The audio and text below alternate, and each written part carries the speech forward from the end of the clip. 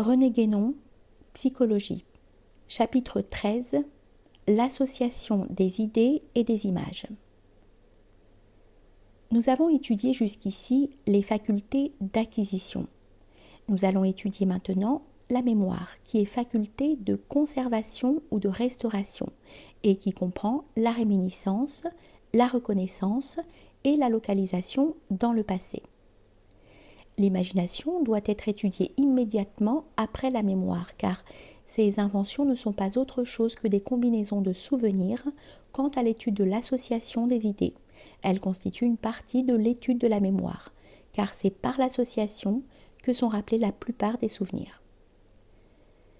Au point de vue psychologique, il ne faut entendre par association des idées ou des images rien de plus que le fait qu'une idée ou une image en rappelle une autre dans la conscience. Ceci résulte de ce que nous avons dit à propos des facultés en général. Il y aurait sans doute lieu d'envisager des sensations de sentiments, mais elles s'expliquent de la même manière que les associations d'idées ou d'images. Il y a encore ce qu'on appelle la mémoire motrice, qui est une organisation très complexe de souvenirs de mouvements et qui dépend surtout des associations d'idées ou d'images et peut-être aussi des associations de sentiments. Aristote est le premier qui ait parlé de l'association des idées. Il distingue les associations par contiguïté dans l'espace et dans le temps, par ressemblance et par contraste. On a voulu réduire l'association par contiguïté dans l'espace à l'association par contiguïté dans le temps, sous le prétexte que pour que deux choses contiguës dans l'espace puissent être associées, il faut qu'elles aient été vues au même moment ou à deux moments successifs. Mais même si c'est vrai, il y a lieu de maintenir la distinction parce que l'espace ne se réduit pas pour cela au temps, ni la simultanéité, ordre dans l'espace, à la succession, ordre dans le temps. Deuxièmement, on a prétendu que le contraste n'est qu'un cas particulier de la ressemblance. Sans doute, on ne peut parler de contraste qu'entre des choses qui ont une certaine nature commune, mais ce n'est évidemment pas parce qu'elles ont de commun qu'il peut y avoir contraste entre elles. D'ailleurs, qui dit contraste dit forcément dissemblance, et il y a contradiction à regarder la dissemblance comme un cas particulier de la ressemblance. Hume admet des associations par ressemblance, par contiguïté dans le temps et dans l'espace et par causalité. Nous n'avons qu'à insister sur ce dernier point puisque les autres cas étaient distingués par Aristote. L'idée de cause ne peut jouer un rôle dans l'association des idées qu'en tant qu'elle a une existence psychologique, mais alors elle ne fait que renforcer une association par contiguïté qui existe déjà, car il y a nécessairement contiguïté entre la cause et l'effet. Il n'y a donc pas vraiment lieu de distinguer le cas de l'association par causalité. Le philosophe écossais Reid, R-E-I-D, distingue deux sortes de causes d'association, à savoir premièrement les rapports fortuits tels que la contiguïté dans l'espace et dans le temps, le rapport des signes aux choses signifiées, etc. Et deuxièmement, les rapports logiques de cause à effet, de contenant à contenu, de principe à conséquence. On ne voit pas trop de quel intérêt il peut être pour expliquer des faits psychologiques que les rapports qui existent entre les causes primitives de ces faits soient fortuits ou logiques. Cette distinction ne peut être faite qu'en se plaçant à un point de vue qui n'a rien de psychologique. De plus, il est au moins douteux qu'il existe des rapports purement fortuits. Par exemple, le rapport du signe à la chose signifiée, que Reid regarde comme tel, peut sans doute être le résultat d'une convention, mais il n'y a aucune convention qui soit entièrement arbitraire. Un grand nombre de psychologues veulent réduire l'association par ressemblance elle-même à l'association par contiguïté, en faisant remarquer que la ressemblance est une identité partielle. A plus C nous rappelle A plus B par association, car dans notre conscience A, qui est actuellement contiguë avec C, l'a été autrefois avec B. On peut objecter à cela que chacune des sensations dont nous avons clairement conscience est simple et indécomposable, bien que d'ailleurs nous puissions en avoir plusieurs à la fois. Sans doute, dans notre subconscience, la fusion n'est pas opérée entre les multiples sensations élémentaires qui ont pour résultante une seule sensation claire et distincte, mais il ne faudrait pas exagérer le rôle que peut jouer la subconscience dans le phénomène de l'association.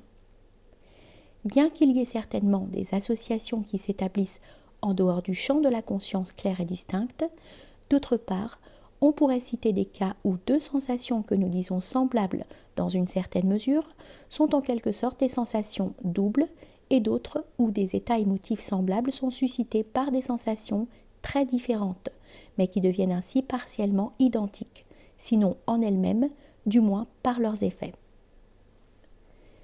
Mais ce ne sont là que des cas trop particuliers pour nous permettre de généraliser et nous ne pouvons pas légitimement conclure que le cas de la ressemblance se réduit toujours au cas de la contiguïté. La ressemblance, avons-nous dit, est une identité partielle, c'est-à-dire une identité de certains éléments des deux choses qui se ressemblent. Le contraste tient également à des éléments inhérents à l'une et à l'autre des deux choses entre lesquelles ce contraste existe. Il est donc facile de comprendre la cause de l'association. Deux choses contiguës sont encore séparées, mais l'association ne doit être possible que s'il y a eu liaison, et liaison suppose toujours fusion ou synthèse au moins partielle. Cette liaison, puisqu'elle n'existe pas dans les choses, ne peut donc avoir été opérée que par un certain pouvoir propre à la conscience. Donc en définitive, c'est cette fonction synthétique que nous avons déjà reconnue à la conscience qui explique l'association des idées et par suite la mémoire, en tant que celle-ci est association d'idées. Maintenant, si l'activité synthétique de la conscience explique bien la liaison, qui explique l'association et le souvenir par association, il reste à expliquer comment cette liaison a un effet durable. Le souvenir clairement conscient n'est complètement expliqué que si l'on fait appel à la mémoire subconsciente, une mémoire réservoir où subsistent toutes les liaisons opérées dans le passé par la conscience. D'ailleurs, on ne voit pas comment quelque chose pourrait sortir tout à fait de la conscience, ni surtout comment y entrer. Le phénomène de la reconnaissance en particulier serait incompréhensible si on n'admet pas la mémoire subconsciente. Il nous reste à voir quelle part a la physiologie dans l'association des idées. D'abord, il semble que l'oubli doive s'expliquer physiologiquement, et en effet, il s'explique par la fatigue, qui elle-même n'a de sens qu'en physiologie. Remarquons d'ailleurs que d'après ce que nous venons de dire, il ne peut être question que d'un oubli relatif, entendu d'un passage de la conscience claire et distincte à la subconscience. Mais les fonctions du système nerveux n'expliquent pas seulement l'oubli. Elles peuvent concourir dans une certaine mesure à expliquer l'association des idées.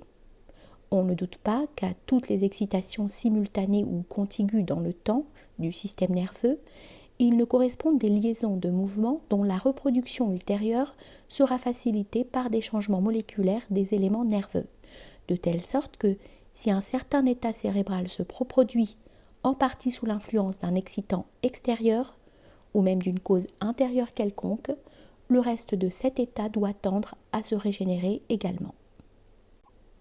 De même, toute excitation d'un état partiellement semblable à un autre doit tendre à régénérer cet autre tout entier. Ainsi donc, nous devons admettre l'existence de certaines conditions physiologiques de l'association par contiguïté et de l'association par ressemblance. Mais il ne faut pas oublier que ni une première fois, ni ultérieurement, des mouvements ne peuvent pas eux-mêmes engendrer une pensée ou un état de conscience quelconque, et que le physiologique ne peut être tout au plus qu'une cause occasionnelle du psychique. En somme, l'association des idées doit s'expliquer simultanément par deux activités concurrentes. D'une part, celle de la conscience qui opère des synthèses et qui conserve le souvenir d'une façon permanente dans sa partie plus ou moins obscure, que nous appelons la subconscience, et d'autre part, l'activité cérébrale sous la forme d'organisation des réflexes et de ce qu'on peut appeler la mémoire organique, c'est-à-dire la persistance des modifications moléculaires laissées par toute excitation.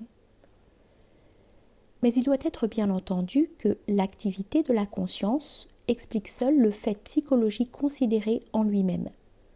L'explication physiologique ne rend compte que des conditions organiques de ce fait, et si elle a ici plus d'importance qu'elle n'en a à l'égard d'autres faits psychologiques, c'est que la mémoire est plus dépendante de l'organisme que les faits intellectuels d'un ordre plus élevé.